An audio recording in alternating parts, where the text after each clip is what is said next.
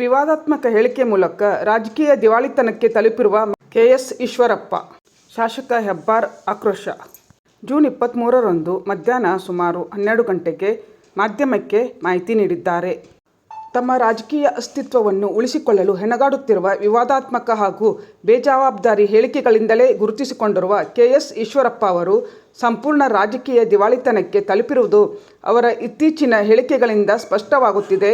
ಅವರು ತಮ್ಮ ಮಾನಸಿಕ ಸ್ಥಿಮಿತವನ್ನು ಸಂಪೂರ್ಣವಾಗಿ ಕಳೆದುಕೊಂಡಿದ್ದಾರೆ.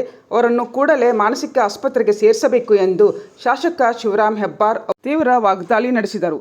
ರಾಜ್ಯದಲ್ಲಿ ಬಿಜೆಪಿ ಸರ್ಕಾರ ರಚನೆಯಾಗಲು 17 ಕಾಂಗ್ರೆಸ್ ಶಾಸಕರನ್ನು ಹಣ ನೀಡಿ ಖರೀದಿಸಲಾಗಿತ್ತು ಎಂಬ ಕೆಎಸ್ ಈಶ್ವರಪ್ಪ ಅವರ ಹೇಳಿಕೆ ಸಂಪೂರ್ಣ ಆಧಾರರಹಿತ, ಬಾಲಿಶ ಹಾಗೂ ತಲೆ ಸರಿಯಾಗಿದೆಯೇ ಎಂದು ಶಾಸಕರು ಪ್ರಶ್ನಿಸಿದರು. ಒಂದು ವೇಳೆ ಅವರ ಹೇಳಿಕೆಯಲ್ಲಿ ಸತ್ಯಾಂಶವಿದ್ದರೆ ಯಾರು ಹಣ ನೀಡಿದರು, ಯಾರು ಹಣ ಪಡೆದರು, ಎಷ್ಟು ಹಣ ನೀಡಲಾಯಿತು, ಎಲ್ಲಿ ವ್ಯವಹಾರ ನಡೆಯಿತು ಎಂಬುದರ ಕುರಿತು ದಾಖಲೆ ಸಮೇತ ರಾಜ್ಯದ ಜನತೆಯ ಮುಂದೆ ಬಹಿರಂಗಪಡಿಸಬೇಕು ಎಂದು ಹೆಬ್ಬಾರ್ ಅವರು ಸವಾಲು ಹಾಕಿದ್ದಾರೆ.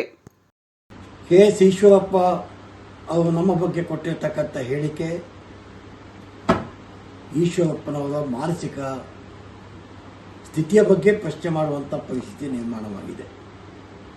17 ಶಾಸಕರು ಹಣ ಕೊಟ್ಟು ತಂದಿದ್ದೀವಿ ಎನ್ನುವ ಈಶ್ವರಪ್ಪನವರ ಹೇಳಿಕೆ ಅವರ ಅಜ್ಞಾನದ ಪ್ರದರ್ಶನವನ್ನು ತೋರಿಸಿದಂತಾಗಿದೆ.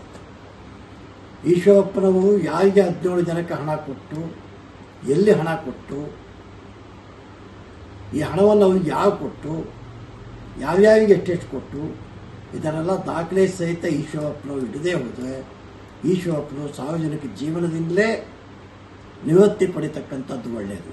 ಅಥವಾ ಅವರಿಗೆ ಮಾನಸಿಕ ಸ್ಥಿತಿ ಸರಿ ಇಲ್ಲ ಅಂದರೆ ಅವರು ಮಾನಸಿಕ ಆಸ್ಪತ್ರೆಗೆ ಹೋಗ್ತಕ್ಕಂಥದ್ದು ಒಳ್ಳೆಯದು. 17 ಜನ ಬಂದ ಕಾರಣಕ್ಕಾಗಿ ಈಶ್ವರಪ್ಪನವರು ಮಂತ್ರಿಗಳಾದರು. ಈಶ್ವರಪ್ಪನವರು ಆ ಸರ್ಕಾರದ ಒಬ್ಬ ಫಲಾನುಭವಿ. ಬೆಳಗಾಂದಲ್ಲಿ ಲಂಚದ ಆರೋಪ ಹೊತ್ತು ಒಬ್ಬ ಆತ್ಮಹತ್ಯೆ ಮಾಡಿಕೊಂಡ ನಂತರದಲ್ಲಿ ಅದಕ್ಕೆ ಈಶ್ವರಪ್ಪನವರ ತಲೆದಂಡ ಆಯಿತು ಮಂತ್ರಿಯಿಂದ.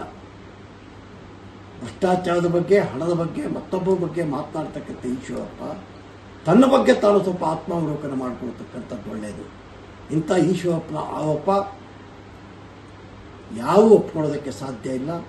ಈಶ್ವರಪ್ಪನವರು ಹತಾಶ ಮನೋಭಾವನೆಯ, ನಿರ್ಲಿಪ್ತತೆಯ ಒಬ್ಬ ವ್ಯಕ್ತಿ ಇರತಕ್ಕಂಥದ್ದನ್ನು ಖಡಾಖಂಡಿತವಾಗಿ ಹೇಳೋದಕ್ಕೆ ಬಯಸ್ತೇನೆ.